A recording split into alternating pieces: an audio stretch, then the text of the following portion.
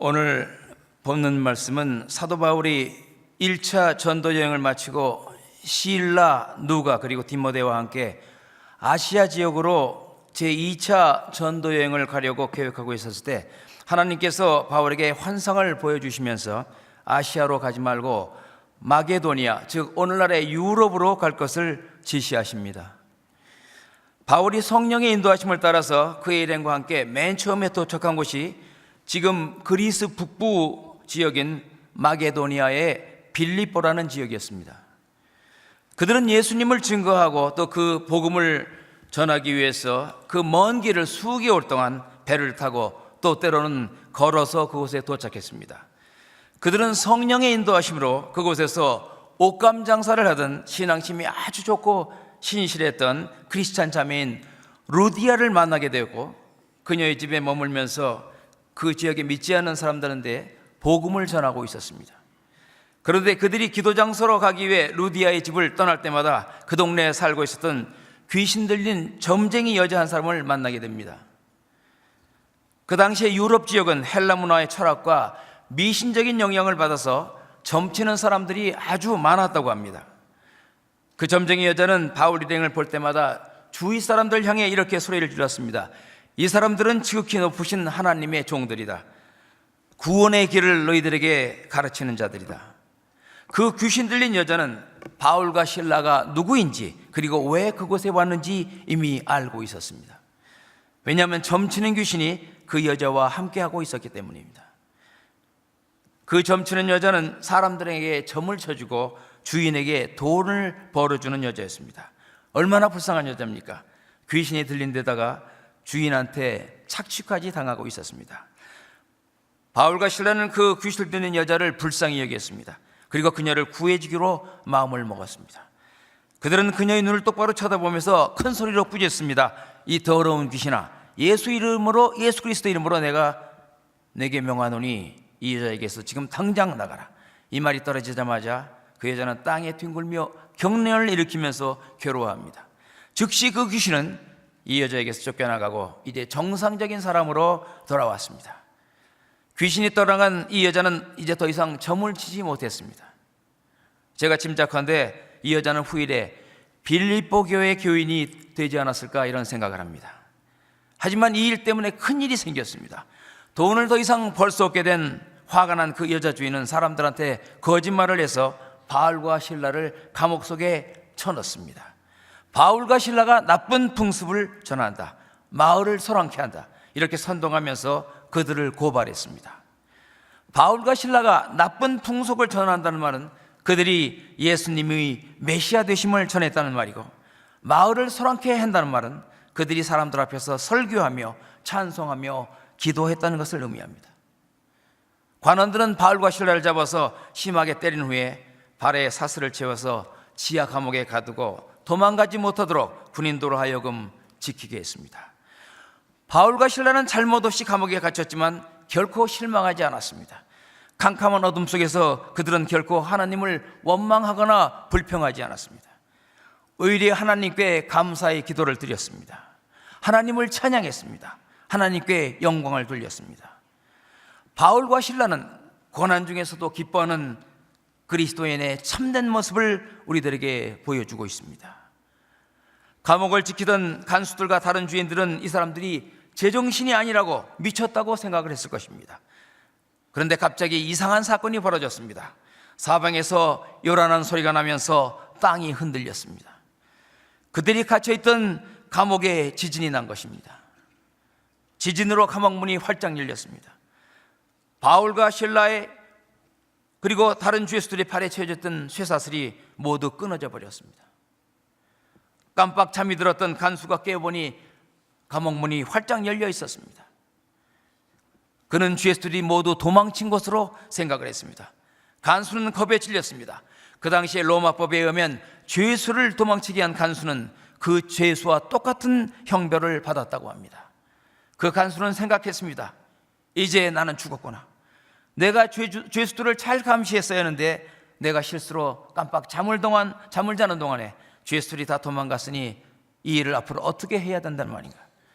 그는 앞으로 있을 그에 대한 형벌을 생각하면서 공포심에 쌓였습니다. 그 간수는 순간적으로 결심을 합니다. 자살을 해야지. 그 길밖에는 다른 방법이 없어. 그는 칼을 빼어들고 그의 심장을 찌르려고 했습니다. 바로 그 순간에 바울이 큰 소리로 외쳤습니다. 내 몸을 상하게 하지 말라. 우리는 도망가지 않았다. 우리가 여기에 있노라. 간수는 급히 등불을 켜들고 소리나는 곳으로 뛰어갔습니다. 가보니 바울과 실라가 도망가지 않고 감옥 안에 그대로 있었습니다. 간수는 이 놀라운 일로 공포에 떨며 바울과 실라 앞에 무릎을 꿇었습니다. 도저히 믿을 수 없는 사건이 일어난 것입니다. 이미 바울과 실라에 대한 소문을 듣고 있던 그 간수는 그들에게 이렇게 묻습니다. 선생님들이여, 내가 어떻게 해야 구원을 얻을 수 있겠나이까? 바울과 실라는 간수에게 대답합니다. 주 예수를 믿으라. 그리하면 너와 내 집이 구원을 얻으리라. 간수는 성령의 인도하심으로 이 말씀에 아주 깊은 감동을 받았습니다. 하나님께서 그 간수의 마음의 문을 열어주신 것입니다. 그는 바울과 실라를 자기의 집으로 모셔갔습니다. 그리고 온 가족들이 함께 구원의 메시지를 들었습니다. 그 간수의 가족들은 바울과 실라의 매맞은 상처를 치료해주고 또 맛있는 음식을 준비해서 융숭하게 대접했습니다. 온 가족이 다 회개하고 세례를 받고 구원을 받았습니다. 성경은 온 가족이 하나님을 믿으며 크게 기뻐했다고 말씀하고 있습니다. 오늘의 본문 말씀 속에서 우리는 아주 다른 두 종류의 사람들을 만날 수가 있습니다. 예수님을 믿지 않았던 간수와 예수님을 믿었던 바울과 실라입니다. 첫째로 간수는 예수님을 믿지 않던 사람이었습니다. 그러나 그는 세상적으로 잘 나가는 사람이었습니다. 그는 안정된 직장을 갖고 있었습니다. 아마 매월 봉급도 많이 받았을 것입니다. 사랑하는 가족들도 있었습니다. 주위에 친척들도 많고 친구들도 많았을 것입니다. 매 주말이면 친척들 집으로 불러서 멋진 파티를 열었는지도 모릅니다. 그런데 그는 자신에게 어려움이 닥치자 두려움에 떨며 현실을 도피하기 위해 자살을 생각했습니다. 그는 죄수들이 다 도망간 줄 알고 자살하려고 했습니다. 그는 잘 확인도 해보지 않았습니다. 해결 방법을 생각해 보지도 않았습니다. 그는 사랑하는 아내와 자식들에 대해서도 생각하지 않았습니다. 오직 닥친 어려움을 피하려고 스스로 목숨을 끊으려고 했습니다. 하나님께서 우리에게 주신 고귀한 생명을 하나님의 허락도 없이 스스로 끊어버리는 것은 하나님에 대한 배신행위며 죄악입니다. 오늘날 예수를 믿지 않는 많은 사람들이, 아니 신앙생활을 잘 한다는 그런 사람들조차도 고난과 고통이 닥쳐오면 삶을 포기하는 경우를 많이 보게 됩니다. 오래전에 이곳 토론토에서도 제가 개인적으로 잘 알던 분 한 분이 공원에서 목을 메고 자살한 경우가 있었습니다. 그분도 전도받아서 교회에 출석을 했던 분이었습니다. 이 모든 것이 사탄의 역사입니다. 사탄은 우리 크리스찬들의 신앙과 영혼을 파괴하기 위해서 지금도 호시탐탐 기회를 노리고 있습니다. 그렇게 우리는 늘 성령님과 함께 동행하면서 살아가야 되는 것입니다. 그 간수가 자살 직전에 그의 생명을 건질 수 있었던 것은 바로 그 순간에 성령께서 함께 하셨기 때문입니다. 둘째로, 간수와는 달리 바울과 실라는 예수님을 구세주로 믿던 사람들이었습니다. 그들도 간수처럼 어려움에 처해 있었습니다. 아무 잘못도 없이 억울하게 매를 맞았습니다. 그리고 캄캄한 감옥에 갇혔습니다. 앞으로 어떤 일이 그들에게 닥칠지 그들은 전혀 몰랐습니다. 바울과 실라가 전도하기 위해 간 곳은 빌립보입니다.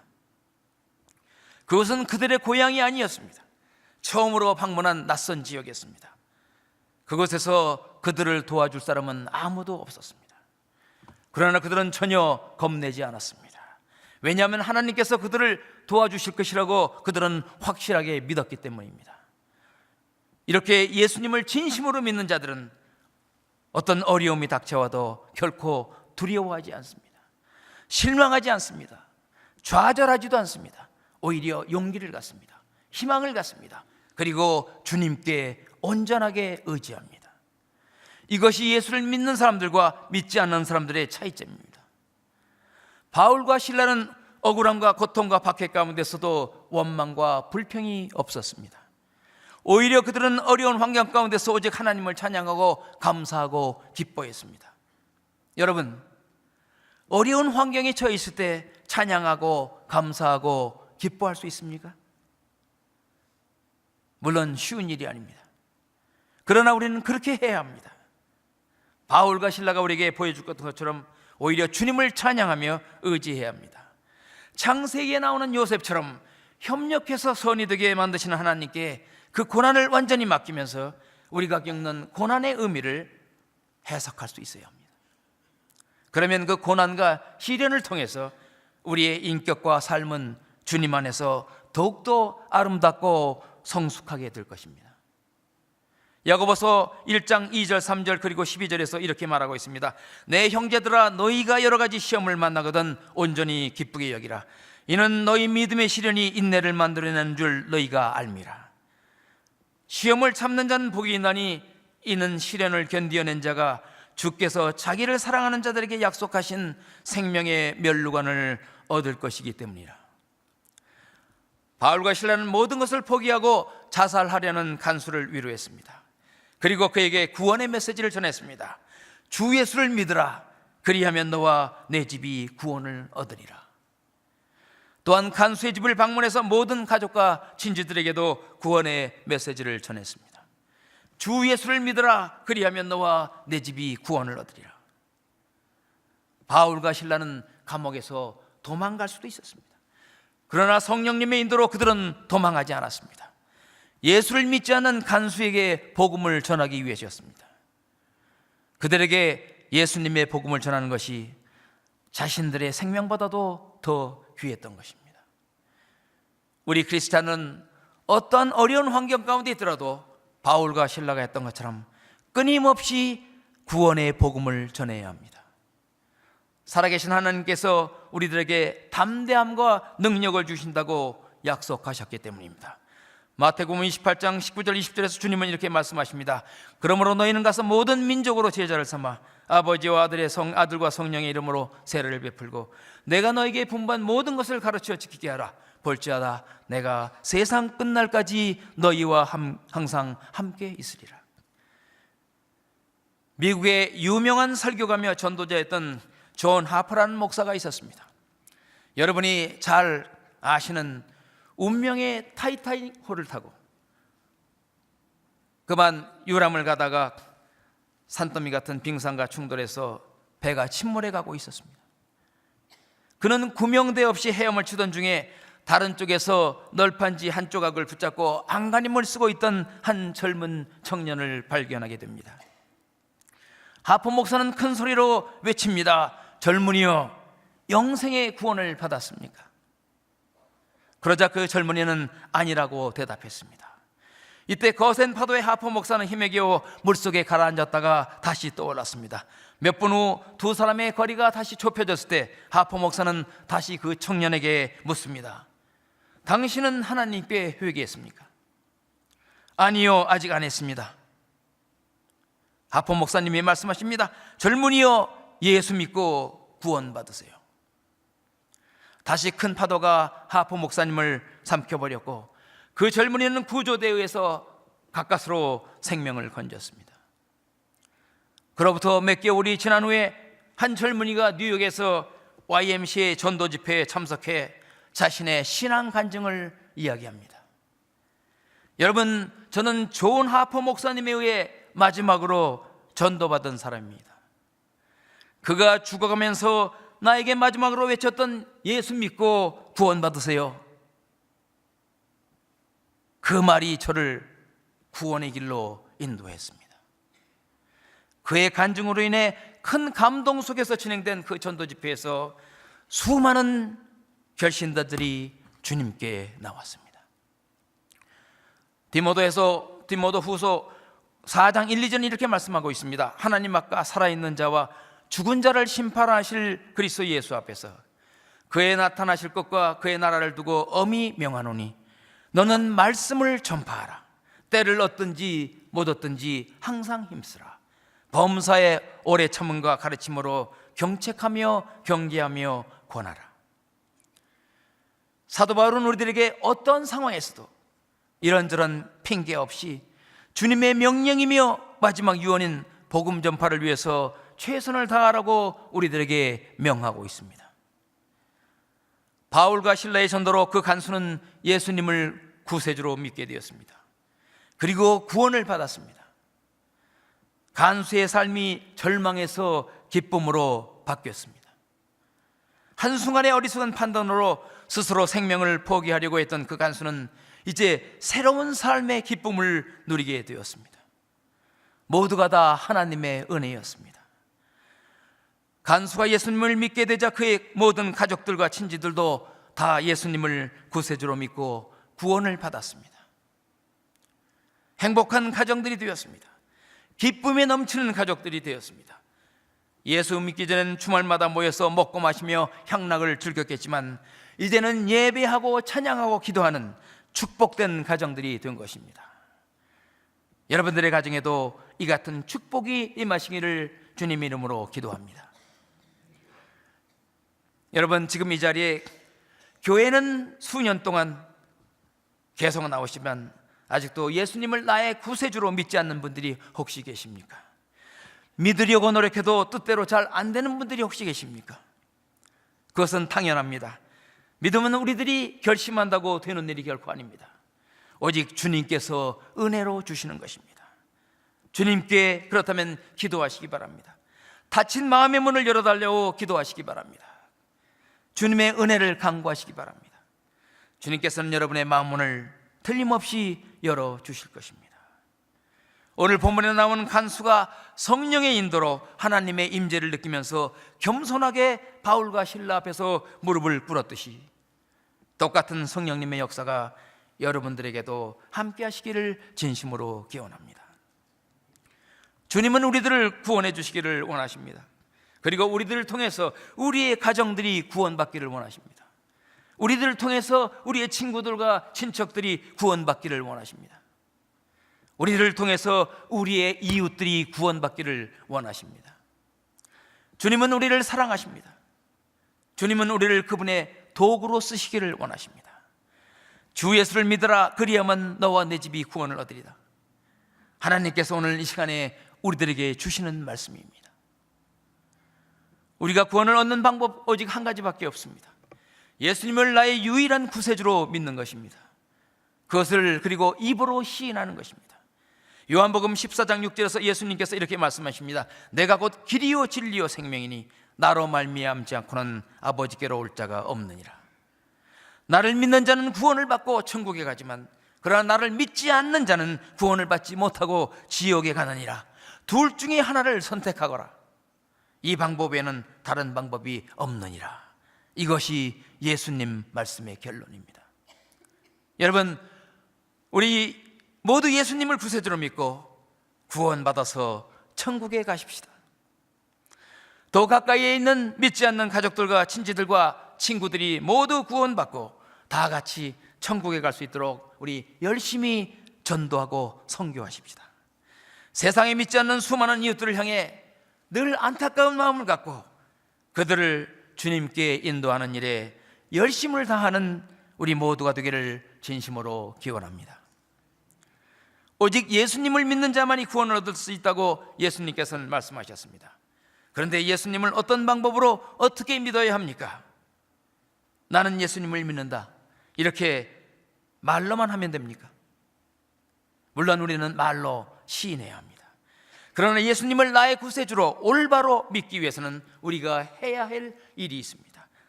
저절로 나는 죄인이라는 사실을 깨닫고 고백해야 합니다. 우리 인간 모두가 다 아담으로부터 죄를 물려받은 죄인들입니다. 하나님의 뜻대로 살지 못하고 내 마음대로 살아가는 죄인들입니다. 알면서 모르면서 매일 많은 죄를 지면서 살아갑니다. 내가 죄인임을 인정할 때 우리는 하나님 앞에서 겸손해지는 것입니다. 주여 나를 불쌍히 여기소서, 이런 탄식이 우리의 입에서 흘러나오는 것입니다. 죄 없는 스데반을 죽이는 데 앞장섰고 크리스찬들을 엄청나게 박해했던 사도 바울도 내가 죄인 중에 괴수라고 눈물로 고백했습니다. 세계적으로 유명한 찬송가인 Amazing Grace의 가사를 쓴 존 뉴턴이 있습니다. 그는 한때 부도덕하고 무절제한 삶을 살았던 사람입니다. 아프리카의 흑인들을 데려다가 박해하며 노예 장사를 했던 사람입니다. 그는 나중에 진심으로 그의 죄를 회개했습니다. 하도 회개의 눈물을 많이 흘려서 나중에는 시력이 나빠졌다는 이야기도 있습니다. 그가 쓴 찬송가의 가사는 이렇게 시작합니다. 마귀와 같은 이 죄인을 구원해 주신 하나님의 은혜가 참으로 고맙고 놀라워. 내가 죄인이라는 사실을 깨닫는 것은 위대한 변화의 시작입니다. 죄를 철저하게 고백하고 죄와 결별할 때 나의 삶에는 놀라운 변화가 일어나는 것입니다. 둘째로, 주님이 나 같은 죄인들을 구하러 이 세상에 오셨다는 사실을 믿고 감사해야 합니다. 만일 우리가 죄인들이 아니라면 예수님께서 이 세상에 오실 필요가 없었을 것입니다. 주님께서 죄로 말미암아 죽을 수밖에 없는 나 같은 죄인들을 위하여 하늘 보좌를 버리시고 이 세상에 오셔서 십자가에서 나를 대신해서 죽으셨고 사흘 만에 부활하고 승천하셔서 지금도 나를 위해서 기도하시며 앞으로 그분의 때가 되면 이 세상에 다시 오셔서 세상을 공의로 심판하시고 하나님의 자녀들을 천국으로 인도하신다는 그 사실을 우리는 믿어야 합니다. 이것이 복음입니다. 주님은 나의 과거죄, 현재의 죄, 그리고 미래의 죄까지 모두 다 지시고 십자가에서 돌아가셨습니다. 얼마나 놀랍고 고마운 일입니까? 얼마나 귀한 구원의 소식입니까? 이 복음으로 인하여 우리는 늘 하나님께 감사와 찬양과 영광을 돌리며 살아가야 할 것입니다. 하나님께서 우리들을 지극히 사랑하사 이 시간에 우리들에게 주시는 말씀입니다. 주 예수를 믿으라. 그리하면 너와 내 집이 구원을 얻으리라. 아멘. 다 같이 기도드리겠습니다.